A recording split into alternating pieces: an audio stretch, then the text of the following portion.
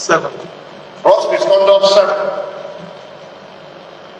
Refusal to implement provisions of the Constitution on financial autonomy of the Rivers State House of Assembly and the Rivers State Judiciary.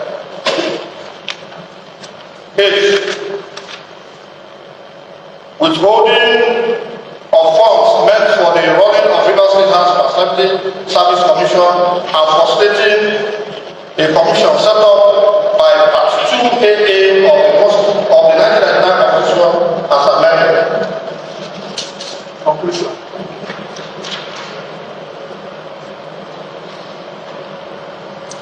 Mr. Speaker, in conclusion. Mr. Speaker, we conclude by stating that the governor has shown that he is not required to govern Rivers State in line with the Constitution of the Federal Republic of Nigeria 1999 as amended and his oath of office. The Supreme Court in suit number SC/CV/1174/2004 condemned his actions when he stated that the gate respondent fear of impeachment by the Rivers State House of Assembly is no justification for his attack on the House of Assembly, the Constitution, the government of Rivers State, and the rule of law. Political disagreement cannot justify this attack and contempt for the rule of law by the governor of Rivers State or any person. What the 8th respondent has done is to destroy the government because of fear of being impeached. Mr. Speaker, this document is signed by the underlisted members of the Rivers State House of Assembly, dated the 5th day of January 2026.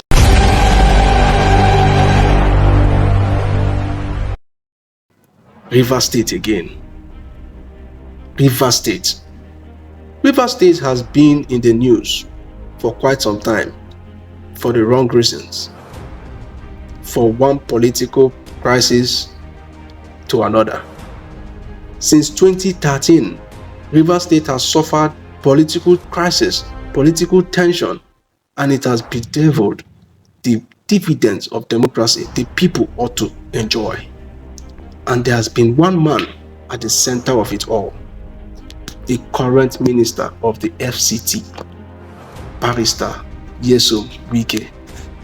Funny enough, he carries the title barrister attached to his name, and we begin to wonder how a barrister will have so much baggage behind his back. My friend Joe, what do you think about the current political crisis brewing in Rivers State currently, especially the impeachment notice or proceedings that has begun against the governor Fubara? Well, good day. Impeachment is a process. There are steps to it, and the Supreme Court has said that it is only the House of Assembly, whether national or at the subnational, that is the state, that define what is gross misconduct. That the court has no powers or jurisdiction to do that. So the House of Assembly are in their right to have said, we find this to be gross misconduct against the governor. And they have initiated the first process. They have other processes that will involve the chief judge of the state that will cumulatively lead to whether the governor will be and the deputy will be asked to go or stay. So they are in their rights. Impeachment is a process. We'll watch how it will shape out. Impeachment. This is not the first time they have initiated an impeachment proceeding against the governor. The first time it tried to happen, and the governor did something funny, burnt down the House of Assembly, and then whatever happened. I don't know whether I beg to differ. So I don't know whether it has been established who actually brought down the House of Assembly. Burnt, but it was the governor who pulled it down at the end of the day. Okay, well, all fingers have been pointed at the governor, even though, like you said, it may have not been proven, but this is a classic case of the witch crying at night, and by morning the baby died. So You might want to argue that, but I think that is my opinion after all. Talking about the impeachment proceeding, I do not see the lawmakers, or let me go as a matter of fact, Wike. I do not see Wike gaining from any of this. Maybe it might seem right because from all I have seen so far, Wike seems to make calculations that have always backfired in recent times. This proceeding, this impeachment proceeding, is definitely going to backfire, even though it looks like a very smart move. And I do not know if the federal government has anything to gain from it. And I also think maybe, just maybe, the APC might suffer a very serious setback, bearing in mind that ADC is lying around, lurking in the dark, waiting for a chance to capitalize and take over the state, as many people would expect, especially with the emergence of Obi in the party.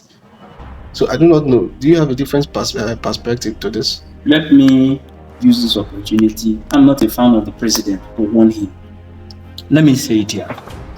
Many of the people, and indeed the electorate in Rivers State, are not happy with the way the impeachment, the state of emergency that was imposed on the state happened. And Fubara helped to calm the tension and the nerves of the people down. If Fubara is impeached and the people have the thinking that the presidency blessed the impeachment, APC will suffer huge loss in Rivers State at all the level of elections, because the people will have to revote against this party that imposed a state of emergency on them, that allowed the impeachment of their governor. Mind you, the political crisis in Rivers State from 2013 maybe to 2023, like you pointed out, has always been Wike versus Amechi. It was from 2013 that it now moved from Wike versus Fubara. There is still Amechi there. Amechi has not really gone down. The moment Fubara goes down, Amechi will rise again, because some Fubara men who are not willing to go back to Wike or worship Wike will likely move to Amechi's camp, hereby strengthening Amechi and also strengthening the party Amechi belongs to, which is the ADC. Take note of another thing. The ADC seems to be very weak in the South-South. There is no state currently in the South-South where you say the party has huge presence and a capacity to threaten the APC. If this impeachment is allowed, and if the political tension in Rivers State is not managed well, rather, the ADC will rise in that state. But that is not all. Those who think they can easily rig election in the state should know that if the people rise, if there is uprise of the masses against a party, rigging election might be difficult. That's just the political implication for me in this matter. Okay, I also want to look at it from a different angle as well. We talked about you've talked about the APC, being the losers in this whole scenario. But I think we should look at the individuals, the players, the gladiators in all of these things.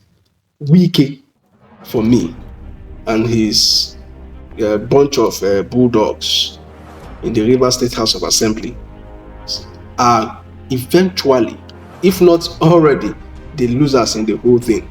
Bearing in mind that they have made a lot of miscalculations in the past, and this seems to be one of those miscalculations that will come back to haunt them. Okay, now before now, Wike made a very, very disturbing move, even though he claimed to have made a very smart move, by allowing those members of the House of Assembly to defect to the APC. I'm not talking about the first time they tried to do it and backfired. He allowed them. They tried it the first time, and the governor pulled a stunt, by invoking the powers of the Constitution on them, and they saw themselves, in the middle of a very deep blue sea. So that was one miscalculation, And then, but now this time around, he went about making the same mistake he had made in the past by allowing them to defect to the APC. It might have looked like a smart move right now. And I think maybe perhaps that was one of the plans they had in mind when they defected to the APC to get the governor impeached. All right. But it appears that he has walked straight into the same trap that was set for him in the first place. Now, I think Wike lost his political fight the moment he allowed those people to defect for a few reasons I'll state now. Okay. Now, Wike, when those people defected, those lawmakers defected to the APC, they had the backing of the government, they had the backing of the party. But the governor made another smart move. He knows that the APC constitution states, even though that is debatable, he knows that the constitution states that as a governor of the state and a member of the party, you are effectively the leader of the party in your state. That again is debatable, if you like, because I know a cross section of persons have said, okay, who is the governor, who is the leader of the party in Lagos State, and all of those things. But that is, if I may borrow what Wike uses in the past, he says, Edo no be Lagos, Rivers State no be Abuja, and stuff like that. So Rivers State is not Lagos. So now, what Wike did not anticipate was Fubara's eventual defection to APC. He didn't see it coming, and of course, like I said, the governor made that smart move to eventually make himself, impose himself against those lawmakers and effectively making himself their leader. We will not want to bring Wike into the equation because, of course, he is not a member of the APC. So he has no business or discussion with the business or the doings of the APC. So he's more like an outsider, leaving his children alone in the middle of nowhere to fight. Now, the leadership of the APC may have been weakened. You understand? They may have been weakened if we had the likes of Adams Oshomole, when he was chairman. Wike would not be trying the stunts he's trying right now with Fubara. But let's just go with that principle on how the leadership of the APC deals with issues like this. Now, they will definitely not tolerate a sabotage against the governor. That is one point. Of course, like you rightly stated in the first instance, that APC is likely going to be the losers when they allow the governor to be, if they allow the governor to be impeached. Because clearly, the man is the poster boy of the party in the state. There is no two ways about it. You cannot say Wike is the poster boy of APC in Rivers State. You cannot also say the lawmakers are the poster boys of the APC in Rivers State. So, funny enough, like I rightly said earlier, Wike is not a member of the party. So, even if he wants to join the party today, he will still be considered not just another member. He will be constrained. Why? Because he does not have anything but a ministerial position in the government. This is an executive we are talking about. A minister cannot be fighting a governor who wields so much at his disposal and has a supposed, let me also use that word, supposed federal backing. But you cannot argue that he does not have the backing of the party leadership, the authorities of the party. Now, this is where I think the peg will be placed around a very big hole, because I do not know if there is a round hole somewhere there. The situation in Rivers State, has consequences of allowing ego and overconfidence to cloud strategic judgment, and that is where Wike is failing. The pattern has always, the crisis in Rivers State has followed a similar pattern, and it has always been, the small boy, growing into a bigger or a big fry. Or the governor defeating any of the Yes, and Wike has benefited from the same system. He did that to Amechi. and did that to various other persons who we can always call his benefactors. And Fubara is about to take center stage and do the same thing to Wike. Now, I may not want to exempt Fubara at all from this whole thing, because I think he also has a lesson to learn from all of this. Now, power in Rivers State politics is never permanent. That is number one. Yeah. Just like Wike, Fubara will become former governor one day. I only hope he does not repeat the same mistake Wike is making. But by and large, I think Wike is going to lose out. One, because the governor has executive powers. Number two, the governor is effectively a leader in the party. Number three, Wike is not a member of the APC. And even if he decides to be a member of the APC tomorrow, the party We'll consider him a member, not a will leader. consider him a member. That is, if they even want to admit him. Let me come in here. I disagree with you that Wike lost his relevance when those guys defected. I think he lost his relevance the moment the PDP went down. One of the things that made Wike a very powerful politician was his ability to hold the PDP tight. Wike was principally the problem of the PDP. He was the biggest problem of the party. So the party haven't gone down. It means that Wike lost his bargaining power. See, what happened to Wike is very natural. It's natural. It's not just beyond politics. It's natural. If you have something natural or something you are using as a bargaining power, the moment that thing goes, it is only natural that your bargaining power will drop or will diminish. I think that is what happened. The moment some key players around the presidency found out that PDP is no longer a threat to us, okay? So if this man was working with us or we were using him to destroy the party, this is no longer a threat. We now have a new threat. This is for me where that where he lost, where he started having issues. What I think is going on between him and Fubara now is cabal versus cabal.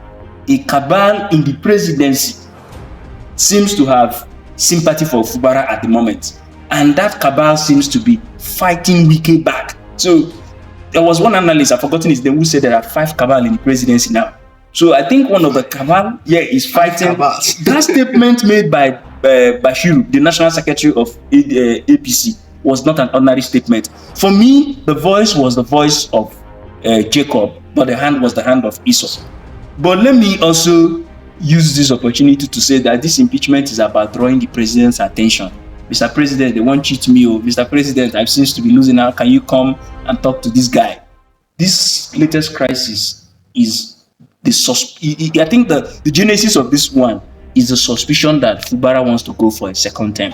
And I think that is where that agreement, we have an agreement before Mr. President. I think that may be the agreement. I'm guessing, I'm not there.